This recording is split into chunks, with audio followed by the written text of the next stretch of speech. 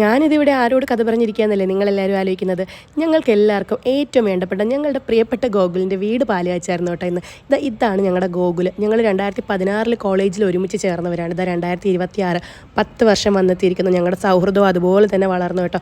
Friends എന്ന് മാത്രമല്ല, ഇവരെനിക്ക് എൻ്റെ കൂടെ ജനിക്കാതെ പോയി എൻ്റെ കൂടപ്പിറപ്പുകൾ തന്നെയാണ്. ഞങ്ങളൊരു ഫാമിലി തന്നെയാണ്. അപ്പം ഞങ്ങളെല്ലാവരും കുറേ നാളിന് ശേഷം ഒരു ഗെറ്റ് ടുഗദർ പോലെയായിരുന്നു അവൻ്റെ വീട് പാലുകാച്ചിന് എല്ലാവരും ഒത്തുകൂടിയിട്ടുണ്ട്.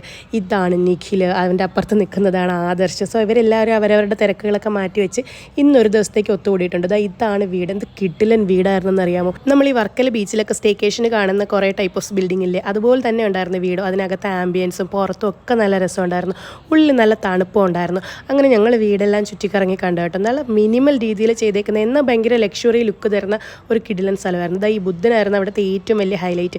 ഞങ്ങൾക്ക് ഭയങ്കര ഇഷ്ടപ്പെട്ടു. അതിൻ്റെ ഫ്രണ്ടിൽ ഒരു താമരക്കുളമൊക്കെ ഉണ്ട്. ഇതെല്ലാം തന്നെ അവൻ്റെ ഏറ്റവും അടുത്ത ഫ്രണ്ടായിട്ടുള്ള വിഷ്ണു എന്ന് പറഞ്ഞൊരു പുള്ളിക്കാരൻ്റെ ഡിസൈൻ എന്നാണ് അവൻ പറഞ്ഞത്. പക്ഷേ അവൻ അടിപൊളിയായിട്ട് ചെയ്തിട്ടുണ്ട്. മുകളിലേക്ക് ഇങ്ങനെ സ്റ്റെപ്പ് കയറി വരുമ്പോഴത്തേക്കും അവിടുത്തെ ഏറ്റവും ഹൈലൈറ്റ് എന്ന് പറയുന്നത് ഈ ഹാങ്ങിങ് ലൈറ്റാണ്. എന്ത് യുണീക്ക് പീസാന്ന് നോക്കണേ, നല്ല രസമുണ്ടായിരുന്നു. അതൊക്കെ കണ്ട് ഞങ്ങളിങ്ങനെ ഓരോ സ്ഥലത്തൊക്കെ പോയി നോക്കുന്നുണ്ടായിരുന്നു. ഇതാണ് അവൻ്റെ റൂം. അവൻ്റെ റൂമിനകത്ത് മേലെ തന്നെ വേറൊരു സെപ്പറേറ്റ് ഏരിയ ഇതുപോലെ സ്റ്റെപ്പ് കയറി വരുമ്പോൾ ഉണ്ട് റൂഫിനോട് ചേർന്ന്. അതും ഭയങ്കര ഇൻട്രസ്റ്റിംഗ് ആയിട്ട് തോന്നി. റൂമിനകത്ത് തന്നെ വേറൊരു പ്രൈവറ്റ് സ്പേസ്. അങ്ങനെ ഞങ്ങൾ വീടൊക്കെ ഫുൾ എക്സ്പ്ലോർ ചെയ്തു. ഞങ്ങൾക്ക് എല്ലാവർക്കും വീട് ഭയങ്കര ഇഷ്ടമായി. സോ ഗോകുൽ അടിപൊളിയാണ് വീട്, ഞങ്ങൾക്ക് എല്ലാവർക്കും ഇഷ്ടപ്പെട്ടു. അങ്ങനെ ഞങ്ങളെല്ലാവരും മേളിലൊക്കെ വന്ന് നിന്ന് കുറച്ച് നേരം എല്ലാവരും ഒക്കെ വൈബടിച്ച് പഴയ വിശേഷങ്ങളൊക്കെ പറഞ്ഞ് അവിടെ